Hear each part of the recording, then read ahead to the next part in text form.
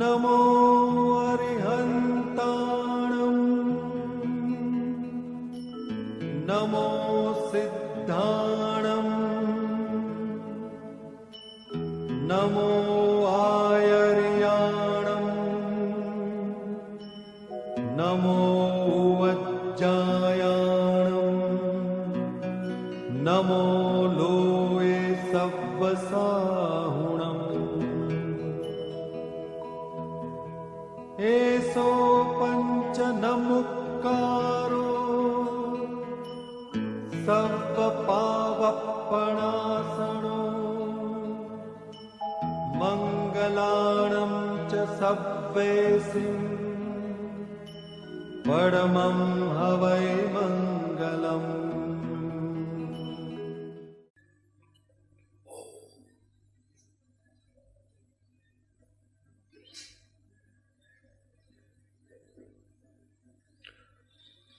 सन्तं सुशान्तं सततं स्मरामि।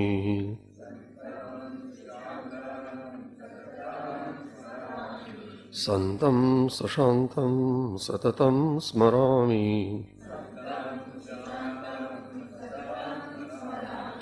सन्तं सुशान्तं सततं स्मरामि। भवाब्धिपोतं शरणं व्रजामि।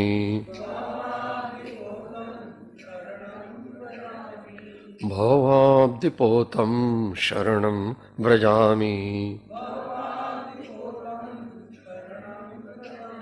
भवाब्धिपोतं शरणं व्रजामि। भवाब्धिपोतं शरणं व्रजामि।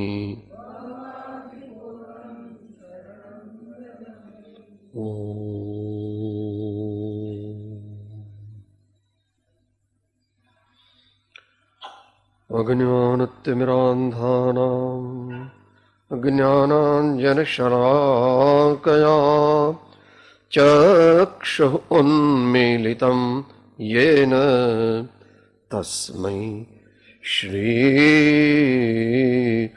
गुरवे नमः। तस्मै श्री गुरवे नमः।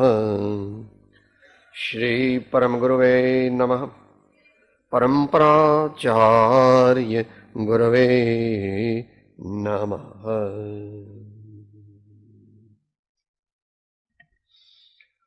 मंगलमय मंगलकरं वीतराग विघ्नान् नमो ताहि जाते भये अरिहन्ताभिमः।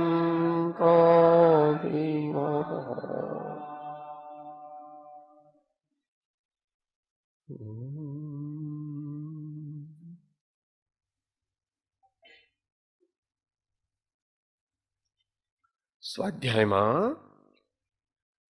આજે સંક્ષિપ્ત વિચારણા કરીશું શ્રી સમાધિ શતક નો શ્લોક 11.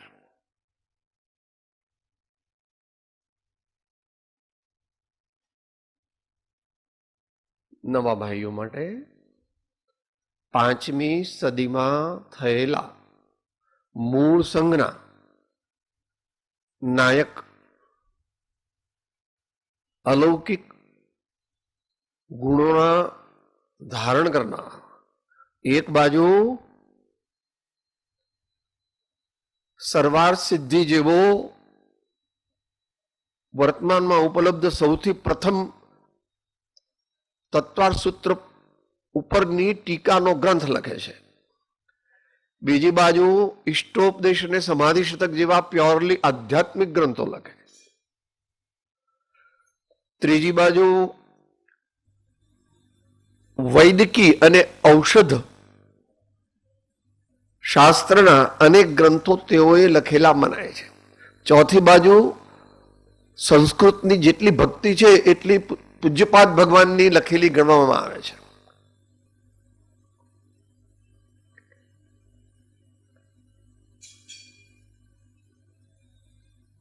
15મે વર્ષે સાપે દેડકો પકડેલો એ તરફડતો હતો. એને જોતા જ આગલા ભવો યાદ આવી ગયા અને તત્ક્ષણ 15 વર્ષની ઉંમરે નીકળી ગયા.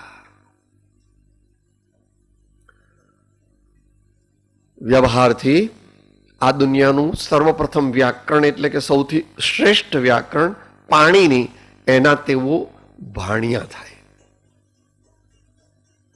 અને તેઓએ લખેલું જે વ્યાકરણ છે જિનેન્દ્ર વ્યાકરણ, તે દુનિયાના સર્વોત્કૃષ્ટ 5 વ્યાકરણમાં ગણવામાં આવે છે. અને દેવોએ આવીને એમના પગ પૂજ્યા, એમની તપસ્યા અને એમની સિદ્ધિ, અને છેલ્લે લોકમાન્યતા અનુસાર છેલ્લા આચાર્ય કે જેઓ વર્તમાન વિદ્યમાન દેવાદિદેવ એક હજાર શ્રી સિમંદર સ્વામી ભગવાનના ચરણનો સ્પર્શ કરવાની અને એમના દર્શન કરવાની પણ એમને એમનું અહોભાગ્ય હતું. આવા અત્યારે આપણને કંઈ માનવામાં ના આવે એવા એવા ડઝન્સ એન્ડ ડઝન્સ ઓફ વર્ચ્યુઝ જેમનામાં હતા, અને જેથી આપણી શક્તિ નથી કે આપણે એમનું વર્ણન કરી શકીએ કે એમના અલૌકિક વ્યક્તિત્વને સમજી શકીએ. એટલે આપણે એમને ચરણે બેસી અને એમ જ કહીએ કે હે ભગવાન, આપનો બતાવેલો મોક્ષ માર્ગ, આપનો બતાવેલો નથી પણ પ્રરૂપેલો, આપે જે મોક્ષ માર્ગ પ્રરૂપ્યો તે ઉપર ચાલવાની અમને 35% શક્તિ આપો તો અમારું કામ બસ થઈ જાય. જો કે એમની પાસે હતું એના કરતા તો 1% જો આપણને મળે તો સમ્યક દર્શન થઈ જાય. કે સાહેબ તમે આ બધું જરા કંઈક પીને આવે લાગો છો.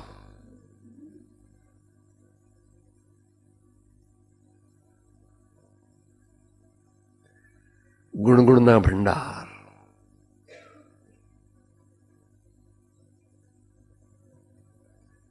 એ પૂજ્યપાદ સ્વામી અનેક શાસ્ત્રો લખ્યા છે જે આપણે અત્યારે ન લઈએ. અને જે સમાધિ શતક એપ્રોક્સિમેટલી 105 સ્ટ્રાન્ઝા, સ્ટ્રિક્ટલી 100 કહેવાય પણ નામ આપ્યું છે સમાધિ શતક, જે 100 દોહરાઓને પોતાની સત્પાત્રતા, ગુરુગમનો આશ્રય અને સમ્યક અંતર્મુખ પુરુષાર્થ દ્વારા જે જીવ જે કોઈ પણ ઉત્તમ વ્યક્તિને સમાધિની પ્રાપ્તિ કરાવવા સમર્થ છે, એવા આ સમાધિ શતકનો આજે 11મો શ્લોક આપણે વિચારીશું.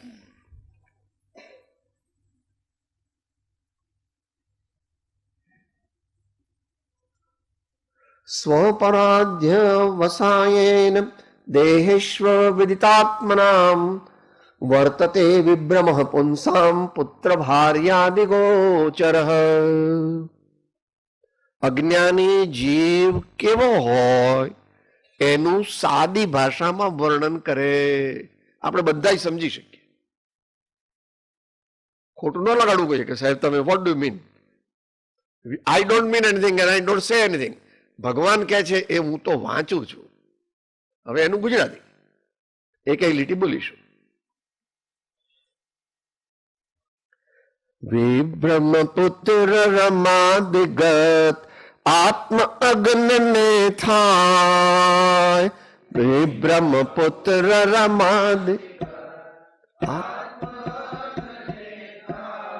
દેહોમાં છે જેહને આત્મ અધ્યવસાય.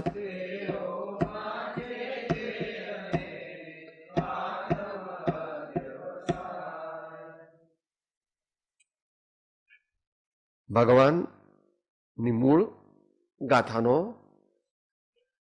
શબ્દાનુવાદ.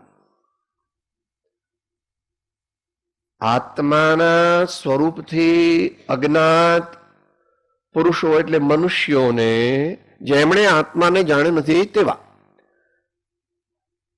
સ્વરૂપથી અજ્ઞાન પુરુષોને, પુરુષ એટલે મનુષ્ય, શરીરોમાં, પોતાના શરીરમાં આ હું છું એમ એમ આ ભાઈ છે, આ ભાઈ છે, આ ભાઈ છે, અથવા આ બેન છે, એવો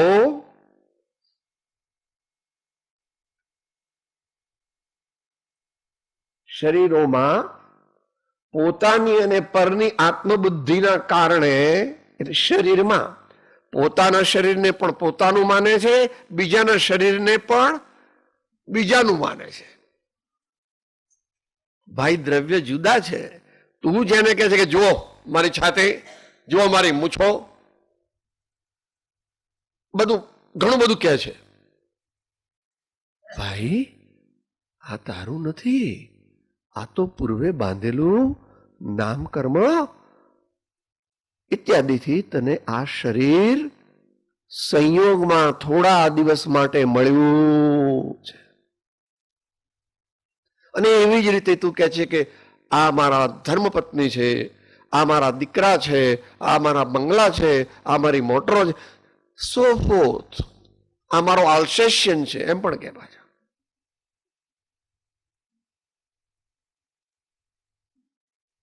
શરીર પણ તારું નથી અને આ બીજી બધી વસ્તુઓ પણ તારી નથી.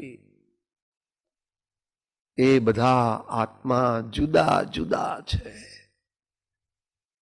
એક આત્મા બીજા આત્મા રૂપે સંક્રમિત થઈ શકે નહીં, કારણ કે બે દ્રવ્ય જુદા છે. એક આત્મા પણ બીજા આત્મા રૂપે નહીં. શરીરની તો વાત જ જુદી છે, એ તો પરદ્રવ્ય છે. એટલો ફેર છે ને. દીકરો કહો ત્યારે પરદ્રવ્ય ને સ્વદ્રવ્ય તમે માનો છો, પણ તમે કહો કે આ દેહ મારો છે એટલે તમે જેને કહો છો કે લો હું હાથ ઊંચો કરું, બોલો શું તમે કહો તો એક કુહાડી મારું તોડી નાખું બધું, બોલો કેટલું મારું જોર છે. વીર્યાંતરાય કર્મનો ઉપશમ છે બેટા, એ તારું જોર નથી. તારું જોર તો જાણવું, દેખવું, સ્થિર થવું, અને એ બધા માટે ફ્યુએલ જોઈએ. વીર્ય, આત્મવીર્ય, એ તારું સ્વરૂપ છે. અનંત સ્વચતુષ્ટય રૂપ તું આત્મા છો. પોતાની અને પરની શરીરોમાં પોતાની અને પરની આત્મબુદ્ધિના કારણે પુત્ર સ્ત્રી આદિકના વિષયમાં વિભ્રમ વર્તે છે. પોતાના નજીકના મનુષ્યોના શરીરમાં તે આત્મબુદ્ધિ કરે છે.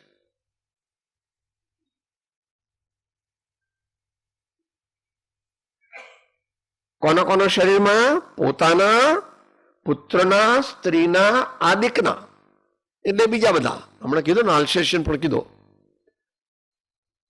વિષયમાં વિભ્રમ વર્તે છે. ધારો કે કોઈ 2-3 બાટલી દારૂ પીએ ને પછી તરત જ યદ્વા તદ્વા, मैं दुनिया का बेताज बादशाह हूं, मैं दुनिया का, કોઈ એક લાફો મારે તો પડી જાય અને ઘેર પહોંચે નહીં. વચ્ચે કોઈ ગટર બટરમાં આમ આમ કરતો જાય ને, ગટરમાં પણ કહે છે કે હા એર કન્ડિશન સારું ચાલે છે, હવે ગુલાબ જળ છાંટો. અને કઈ પીવામાં આવે પદ્મનદી પંચમી તો કે છે હા હા હા નહીં, બીજું શરબત લાવો, આ શરબત પણ બહુ સારું છે, એના કરતા બીજું શરબત. કેમ?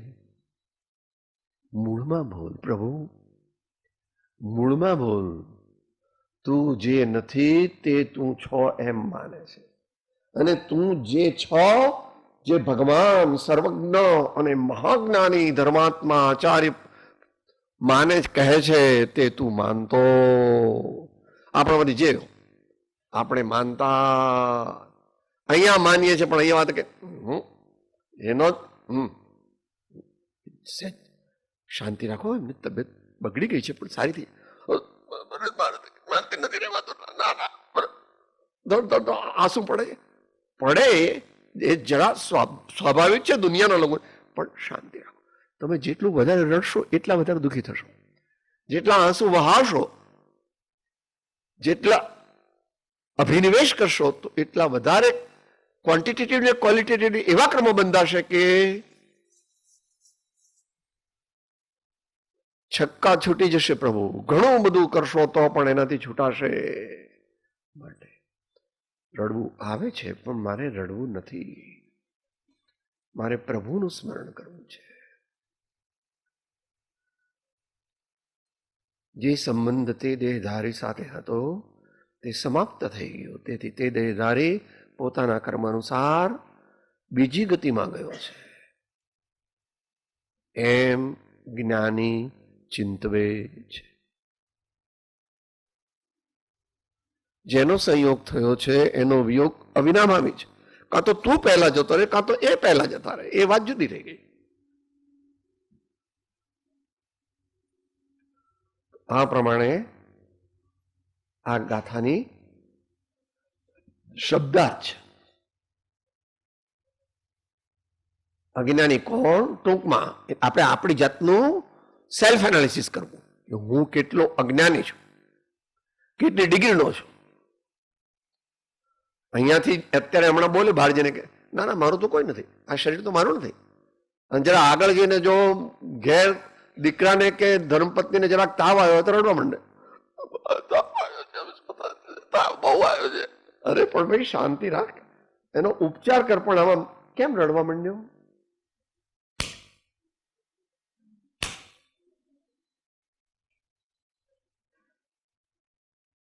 શાંતિ રાખો. બનનાર સ્યાત્પદ એ વાત પણ માન્ય છે કે બનનાર છે તે ફરનાર નથી અને ફરનાર છે તે બનનાર. શાંતિ રાખવી જોઈએ. શાંતિ રાખ્યા વિના કોઈ ઉપાય નથી. એની સાથે જે વ્યવહારિક ઉપચાર થતો હોય તે કરવાનો. એ પ્રમાણે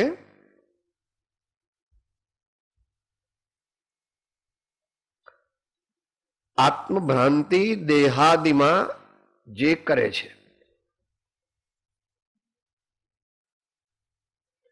અધ્યાત્મ શાસ્ત્ર હોવાથી બીજા પદાર્થોને વિશેષ લીધા નથી. અધ્યાત્મ શાસ્ત્ર હોવાથી પણ દેહાદિ એમ શબ્દ મૂક્યો એટલે બાકીના ગણી લેવા, સમજી લેવા.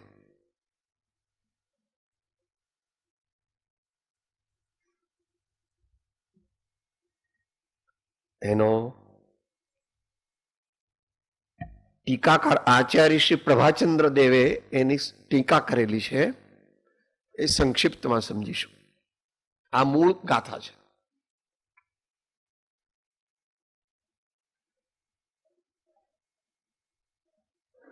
અહીંયા મૂળ ટીકાનો ગુજરાતી ગદ્યાનુવાદ વાંચીએ છીએ.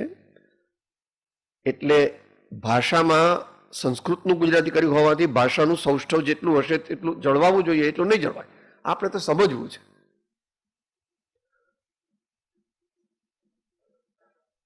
પુરુષોને વિભ્રમ અર્થાત વિપર્યાસ મિથ્યા જ્ઞાન વર્તે છે. પુરુષોને એટલે આત્માઓને. અહીં પુરુષનો અર્થ શું કરવો? આત્માઓને એમ કરવો. કારણ કે આ પુરુષો કે સ્ત્રીઓને એમ લાગુ પડતો નથી, આત્માઓને લાગુ પડે. વિભ્રમ અર્થાત વિપર્યાસ બુદ્ધિ અથવા મિથ્યા જ્ઞાન વર્તે છે. કેવા પુરુષોને? આત્માથી અજાણ, આત્મ સ્વરૂપને નહીં જાણનારા પુરુષોને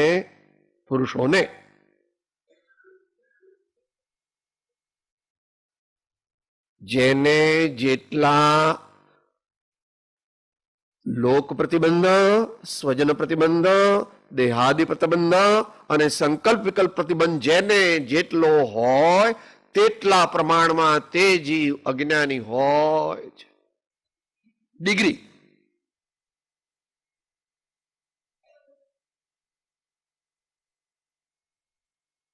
પૂર્વના જમાનામાં એમાં થતા, અત્યારે પણ કોક કોક થાય છે.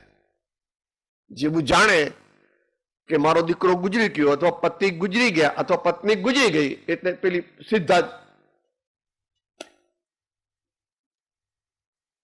હમણાં જરા 30-40 વર્ષમાં ઓછું થઈ ગયું છે કે સાહેબ ઠીક, હવે આપણે તો આ લોકો બધા એગ્રહ કરશે તો પછી બીજા લગ્ન કરવા જ પડશે ને. હજુ તો આપણે તો 28 વર્ષના છીએ.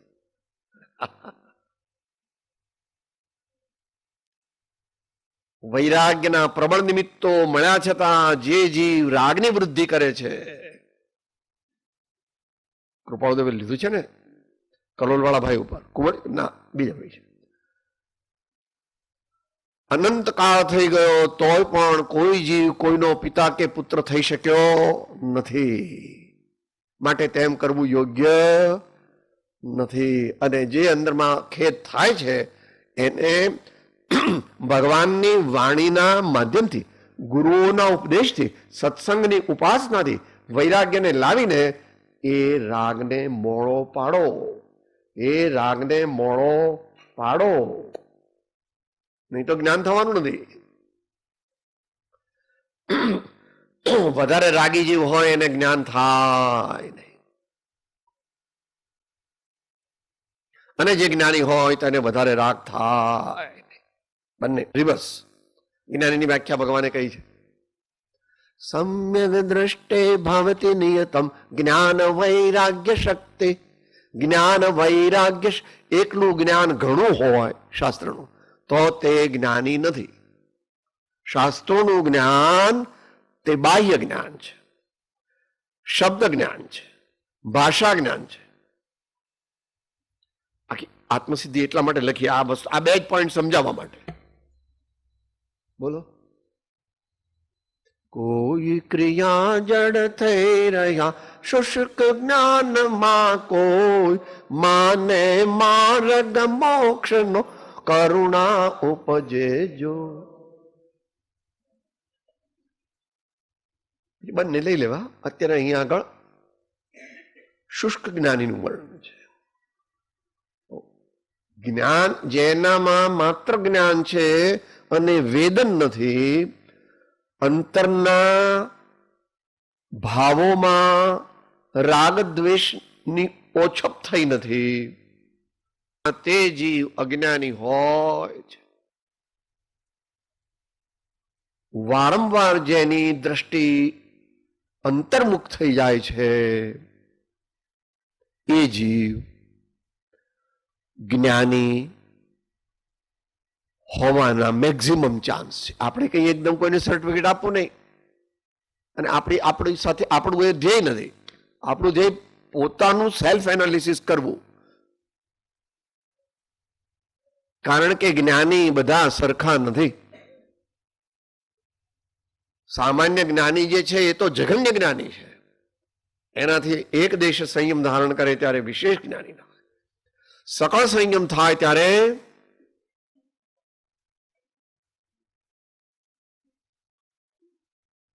બાવન થી વધારે અવતાર લઈ શકે નહીં. નિયમ 3 કાળ 3 લોકમાં. ભાવલિંગી મુનિને 53મું શરીર કદાપી હોય નહીં, એવો એક ભગવાને જોયેલું છે. અને ક્ષાયિક સંકુચ હોય, અત્યારે હોતું નથી, તો એને 4 ભાવથી વધારે હોય નહીં. અને સામાન્ય સંબંધ દ્રષ્ટિ હોય તો કૃપાળુ દેખે છે 2, 3, 5, 10 કે 15. સામાન્ય રીતે આટલા ભાવમાં એ મોક્ષે જતો રહે, ખરેખર સંકિત થયું હોય તો. પણ ક્ષાયિક થયું હોય તો 4 ભાવે જતો રહે. ક્ષયક્ષમ હોય તો કોક વાર વધારે થાય છે. એ અર્ધપુત્ર પ્રવર્તન આદિ શાસ્ત્રોથી જાણી લેવું.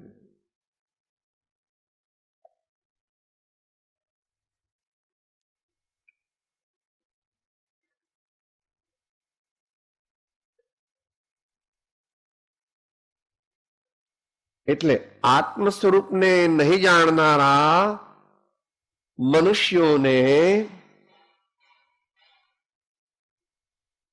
વિભ્રમ અથવા વિપર્યાસ, ઊંધું જ્ઞાન, ઉલટું જ્ઞાન, મિથ્યા જ્ઞાન હોય છે. શાથી કરીને વિભ્રમ હોય છે? મૂળ આચાર્યની ટીકા છે ને, એટલે આમ સીધું નહીં આવે. એક એક શબ્દ એક એક વાક્ય, એક એક શબ્દ એક એક વાક્ય. પણ આપણે અહીંયા થોડુંક વિવરણ કરીએ છીએ એટલે સામાન્ય ખ્યાલ આવી જાય.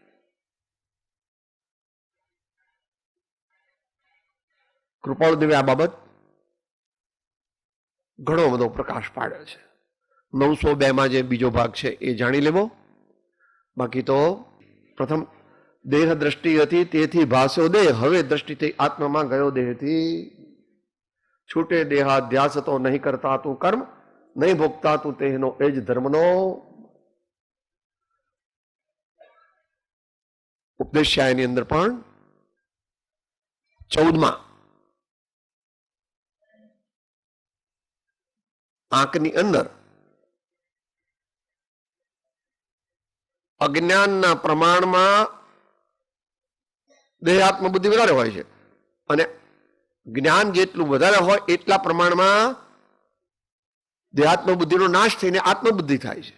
એનું બેરોમેટ્રિક એનાલિસિસ ત્યાંથી જાણી દેવું. એક જ પત્રની અંદર ઉપર અને પછી નીચે એમ વર્ણવ્યું છે. અને પછી સિદ્ધાંત અને અધ્યાત્મનો જેટલું જ્ઞાન થાય, જેટલું સાચું જ્ઞાન થાય તેટલી દેહાત્મ બુદ્ધિ જાય. હા, તમે કહો છો ને, this is equal to this. જેટલી દેહાત્મ બુદ્ધિ છે તીવ્ર, એટલા પ્રમાણમાં એને બંધ થાય છે. એટલો એ પ્રગાઢ જ્ઞાની છે. મળી ગયું?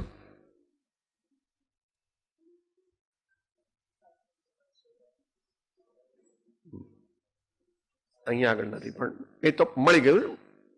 એક શબ્દ વાંચેલો એટલું અને નીચે પણ લાવો. ઉપર અને નીચે એમ બંને, કારણ કે ક્વોન્ટિટેટિવ એનાલિસિસ કરેલું છે. થોડું અઘરું આવે તો વાંધો નહીં. દેહાત્મ બુદ્ધિ તે જેટલું જ્ઞાન વધે એટલી દેહાત્મ બુદ્ધિ ટળે, એમ અધ્યાત્મ પરિભાષાથી કહ્યું. હવે સિદ્ધાંત પરિભાષાથી કહે છે. પહેલા અધ્યાત્મ ભાષાથી, જ્યાં સુધી દેહાત્મ બુદ્ધિ ટળે નહીં ત્યાં સુધી સમ્યક તો થાય નહીં. અત્યારે ડિટેલમાં નથી જવું એટલે આપણે અહીંયા રોકીએ છીએ. હવે એનું આ જમાનામાં જે ઘણા લોકો નથી માની શકતા એનો પણ ફોડ પાડી દીધો છે. લોક કહે છે કે સંકિત છે કે નહીં તે કેવળ જ્ઞાની જાણે, પણ પોતે આત્મા છે તે કેમ ન જાણે? કોઈ આત્મા ગામ કઈ આત્મા ગામ ગયો નથી. અર્થાત સંકિત થયું છે તે આત્મા પોતે જાણે. જેમ કોઈ પદાર્થ ખાવામાં આવે તો તેનું ફળ આપે છે, તેમજ સંકિત આવે ભ્રાંતિ ટળે માટે તેનું ફળ પોતે જાણે.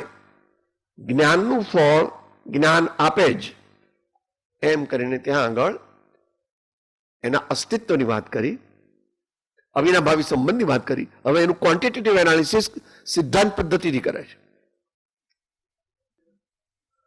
સંકિત થયું હોય તો દેહાત્મ બુદ્ધિ મટે, સેમિકોમાં.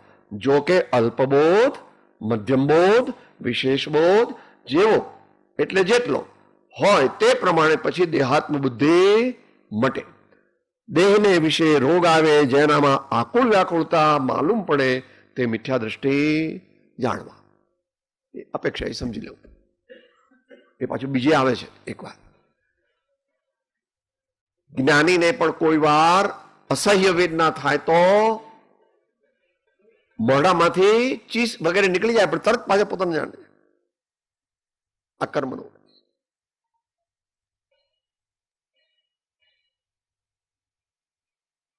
જ્ઞાતા રહેવાનો પ્રયત્ન કરે છે, પણ ઓવરવેલ્મિંગ હોય તો એટલી હજુ શક્તિ પ્રગટ થઈ નથી. એ તો મુનિને થાય,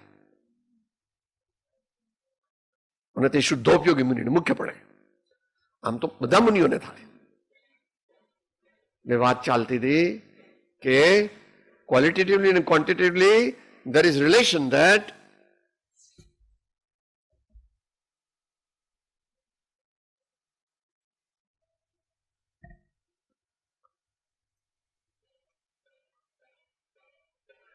શાથી કરીને તે વિભ્રમ અજ્ઞાન વર્તે છે, તો કે છે સ્વ પરના અધ્યવસાયથી પોતે છે તે પોતાનો સ્વીકાર કરતો નથી, અને જે બીજું છે એને પોતાનું ભ્રમથી માને છે. પણ ગમે એટલું માને તો થઈ શકે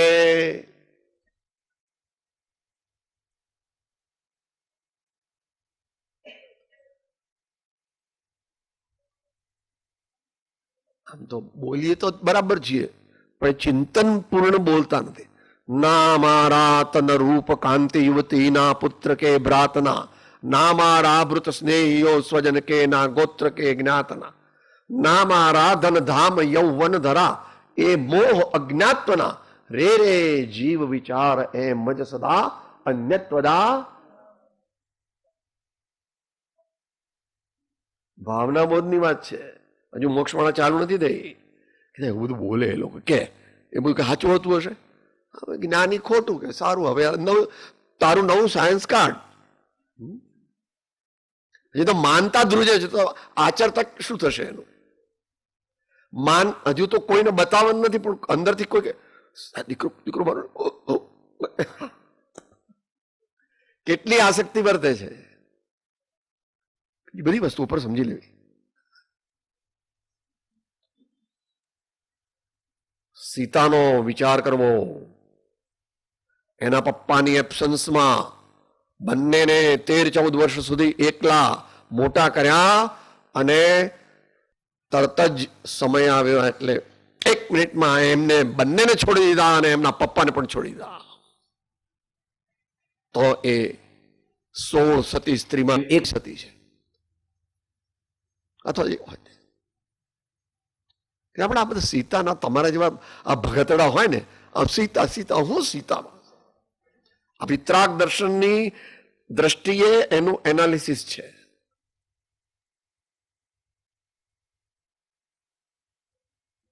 માટે શ્રદ્ધા પાકી કરવી, દરરોજ શ્રદ્ધા પાકી કરવી. જે અત્યારે ઊંધું ચાલે છે એ બંધ કરી દેવું, અને અંતરમાં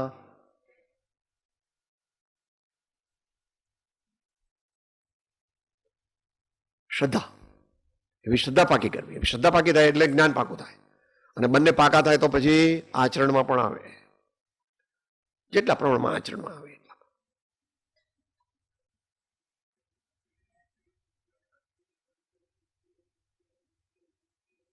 આવું શરીરનું એકત્વ ક્યાં થાય છે? શરીરને વિષય થાય છે. Subjective objective. કયા ઓબ્જેક્ટમાં થાય છે? શરીર આદિ વિષય. આ મારું છે, બની શકે નહીં પ્રભુ. એક જીવ બીજા એક પદાર્થ બીજા પદાર્થ રૂપે સંક્રમિત થઈ શકે નહીં. કરતા કર્મ રૂપે તમારા બધા twice H2O plus O2 equals to twice H2O, એ વાત બરાબર છે, પણ એ કેમિકલ એનાલિસિસ છે, સંયોગ સંબંધ છે. સંયોગ સંબંધ છે.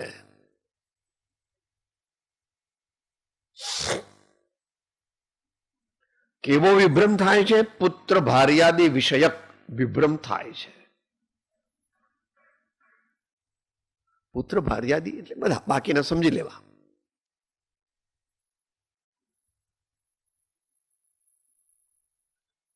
ભગવાને સ્ટ્રેટ ફોરવર્ડ, કારણ કે વાંચનારા પણ એવા હોય તો જ એમને હું એક શુદ્ધ સદાય રૂપી જ્ઞાન દર્શનમય કરે, કઈ અન્ય તે પરમાણુ માત્ર જરે નથી મારું ખરે. આવો વારંવાર અનુભવ કરે તે મુનિ, અને આવો કોક વાર અનુભવ થાય એ પોતાની કેટેગરીના પ્રમાણમાં જ્ઞાની. અને એવો અનુભવ થાય જ નહીં કોઈ દિવસ, અને આવો અનુભવ થયા કરે પુત્રના માદિગત, તો એ એટલો અજ્ઞાની, એટલા પ્રમાણમાં અજ્ઞાની. Quantitative analysis also is there.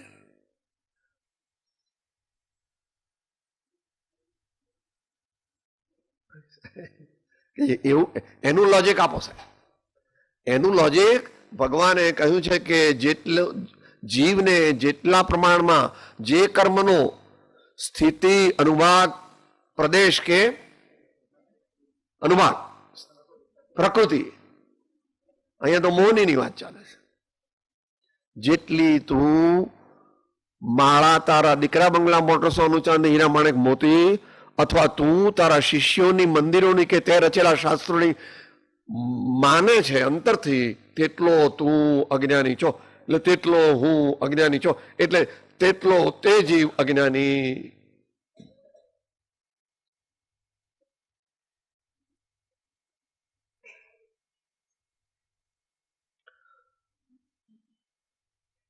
પરમાર્થે વાસ્તવમાં પુત્ર, સ્ત્રી, ધન, ધાન્ય આદિ આત્મીય તેમજ ઉપકારક નહીં હોવા છતાં નિશ્ચયનીતિ ચાલે છે. નિશ્ચયનીનું શાસ્ત્ર છે મુખ્ય. વ્યવહારથી ઉપકારી ગણાય, વ્યવહારથી ઉપકારી છે, પણ અહીંયા નિશ્ચયનીતિ કહે છે તમારું પુણ્ય તમે ભાવ કરો ને પુણ્ય એમને જમા થાય ન થાય.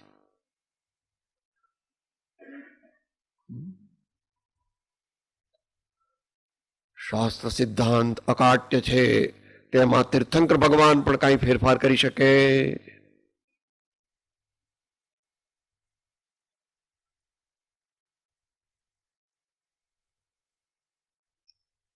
પરમાર્થે પુત્ર, સ્ત્રી, ધન, ધાન્યાની આત્મીય તેમજ ઉપકારક નહીં હોવા છતાં તે અજ્ઞાની મનુષ્ય તેમને આત્મીય તથા ઉપકારક માને છે.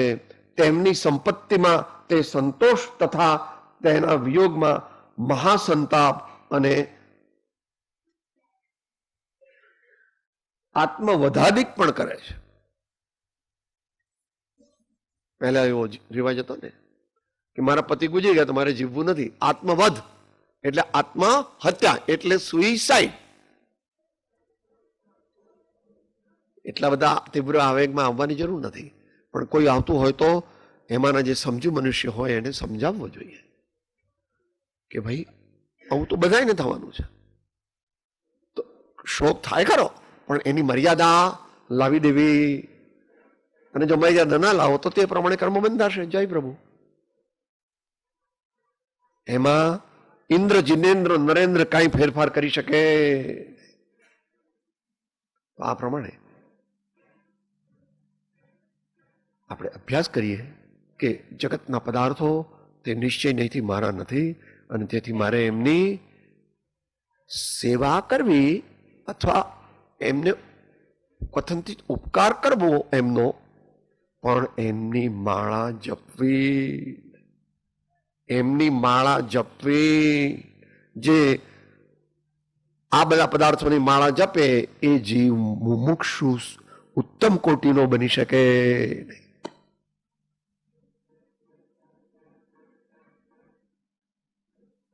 અંતમંગળ બોલું 254 ની વ્યાખ્યા.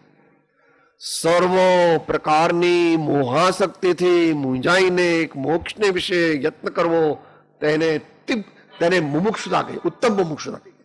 તેને ઉત્તમ મુમુક્ષુતા કહીએ. એવા મુમુક્ષુ આપણે બનવું જોઈએ. ત્યાં એવા ઉત્તમ મુમુક્ષુ બન્યા વિના કોઈ જ્ઞાની બની શકે. તમારો 12 મહિનાનો બાબો છે, એને ત્યાં પીએચડી દાખલ કર્યો છે કે કોલેજમાં દાખલ કર્યો છે કે સાહેબ તમારું અપર સ્ટોરી ખાલી છે પણ મારી નથી, બસ તારે પ્રી કેજીમાં કે કેજીમાં. એ પ્રમાણે આત્માનું પણ તો જેની દશા વર્તે દેહાતે તે જ્ઞાને ના ચરણમાં હો વંદન.